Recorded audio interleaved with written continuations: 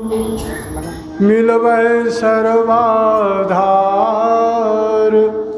मंगलमय मंगल करण बिनबौ बारंबार। धन्य धन्य सद्गुरु सुखद महिमा कही न जाय। जो कछु कहूँ तुम्हारी कृपा मोते कछु न बसाय।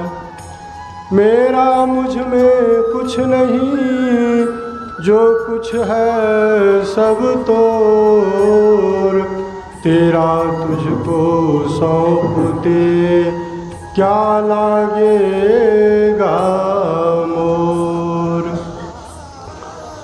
अव्यक्त रूप में त्रिकाल स्मरणीय परम पूज्यपाद अनंत श्री विभूषित परमाराध्य संत सद्गुरु महाराज के पावन पाद पद्मों में कोटि सह नमन एवं मंचासीन पूज्यपाद स्वामी प्रमोद बाबा के पावन चरणों में कोटि सह नमन एवं स्वामी विवेकानंद जी महाराज के पावन चरणों में कोटि सह नमन एवं समस्त साधु समाज के पावन चरणों में कोटि सह नमन एवं दूर दराज से आए हुए सत्संग प्रेमी महानुभाव सज्जन वृंद, धर्मशिला माताओं एवं भक्तिमती बहनों एवं प्यारे बच्चों, सिया राम मैं सब जग जानी करो प्रणाम जोरी जुपानी।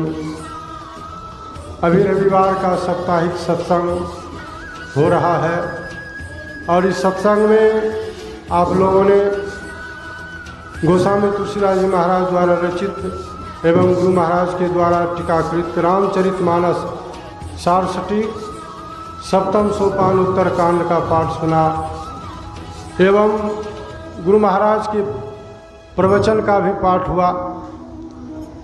तो आज का विषय रहा गुरु की महिमा और सर्वप्रथम गोस्वामी तुलसीदास जी महाराज वर्णन करते हैं गुरु की क्या महिमा है। बिनु गुरु भव निधि तरय न कोई जो बिरंची शंकर सम होई। कहते हैं कोई व्यक्ति शंकर भगवान और ब्रह्मा जी के भी समान समर्थवान क्यों न हो जाए, शक्तिशाली क्यों नहीं हो जाए, लेकिन वह भी बिना गुरु के भवसागर से पार नहीं हो सकता। यानी भवसागर यानी संसार सागर से वह पार नहीं हो सकता, जन्म मरण के दुखों से छूट नहीं सकता। जब तक सद्गुरु के शरण में नहीं जाएंगे, उनसे सदयुक्ति लेके भजन नहीं करेंगे तो भवसागर पार नहीं हो सकता। और इसका खुद जो है समर्थन करते हैं भगवान श्री कृष्ण, जो भगवान कहलाने वाले गीता में कहते हैं तद विद्धि प्रणिपातेन परिप्रश्नेन सेव्या उपदेक्षन्ति ते ज्ञानम ज्ञान नस्व तत्व दर्शिना। कहते हे अर्जुन, तत्व ज्ञान को पाना चाहते हो तो तत्वज्ञानी के पास जाओ। तत्वज्ञानी कौन है? तत्वज्ञानी है संत सद्गुरु। और उनके पास जा कर को उनको प्रणिपात करो यानी प्रणाम करो, उसके बाद उसकी सेवा करो, तन मन धन अपने आप को निछावर करके उनकी सेवा करो। सेवा करेंगे तो क्या होगा? वो खुश होंगे। खुश होंगे तो समझिए आपका काम बन गया। जो भी प्रश्न है आपके अंदर में प्रश्न रखिए, प्रश्न का उत्तर देंगे। जो भी जिज्ञासा है जिज्ञासा रखिए, जिज्ञासा का समाधान करेंगे। तो भगवान श्री कृष्ण भी कहते हैं कि सद्गुरु के शरण में जाने के लिए तभी कल्याण होगा। भगवान श्री राम भी खुद संत के शरण में थे, गुरु धारण किए थे। एक एक गुरु ने तीन गुरु। भगवान श्री कृष्ण भी तीन गुरु धारण किए थे। और स्वयं भगवान श्री राम कहते हैं प्रथम भगति संतन कर संगा दूसरी रति मम कथा प्रसंगा। प्रथम भक्ति की क्या किसको बतलाते हैं? संतों का संग, संत के शरण में जाने के लिए कहते हैं। और यहाँ तक कि भगवान स्वयं भगवान श्री राम संत को अपने से बढ़ करके बता दिए हैं।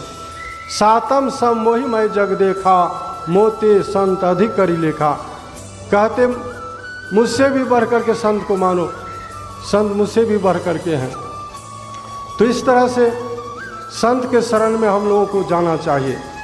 कितने लोग तो कहते हैं, देखिए ना ये अखमुन्ना सब लोग जो है ना, ये कहते हैं कि देव की पूजा करनी चाहिए, लेकिन ये सब आदमी की पूजा कर रहे हैं। देव की पूजा नहीं करनी चाहिए, आदमी की पूजा कर रहे हैं। तो क्या हम लोग आदमी की पूजा करते हैं? क्या संत सद्गुरु आदमी हैं, नर हैं, साधारण नहीं? इसलिए गोस्वामी तुलसीदास जी महाराज ने प्रथम कांड में ही जो है ना गुरु का उपदेश, गुरु की महिमा क्या है वो लिखे हैं। बंदो गुरुपद कंज कृपा सिंधु नर रूप हरि, महामोह तम पुंज जासु वचन रवि कर निकर। गुरु जो होते हैं कृपा के समुद्र होते हैं, और नर में नारायण होते हैं। महामोह को दूर करने के लिए उनका वचन जो है ना सूरज किरण के समान है। इसलिए संत सद्गुरु के शरण में जाकर के हम लोगों को दीक्षा लेकर के भजन करना चाहिए। और लेकिन गुरु होना चाहिए, पूर्ण गुरु होना चाहिए, जो जीते जी परमात्मा को पाए हैं। यानी परमात्मा और आत्मा, परमात्मा और जो हम आत्मा हैं, परमात्मा आत्मा के बीच में महात्मा होना बहुत जरूरी है, यानी संत सद्गुरु। इसलिए कहते हैं सद्गुरु के शरण में जाना, उनकी महिमा अपरंपार है, कहने से बाहर की बात है। हमारे गुरु महाराज जो तस्वीर देख रहे हैं, ये भी पूर्ण संत थे, कम नहीं थे। इनके बारे में सुना हूँ मैं कि धरहरा में जो है ध्यानाभ्यास चल रहा था।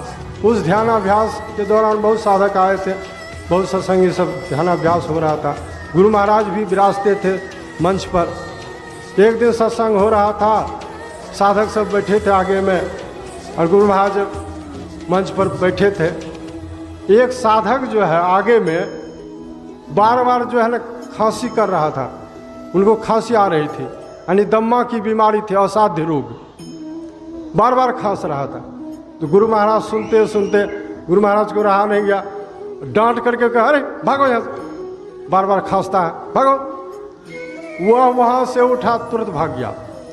लेकिन कहते वह दूसरे दिन वह साधक आया, जैसे आया गुरु महाराज के चरणों में गिर करके कहते, गुरु महाराज कल जो है ना आप हमको नहीं भगाए, हमारी दम्मा को सदा के लिए भगा दिए, सदा के लिए छूट गया दम्मा।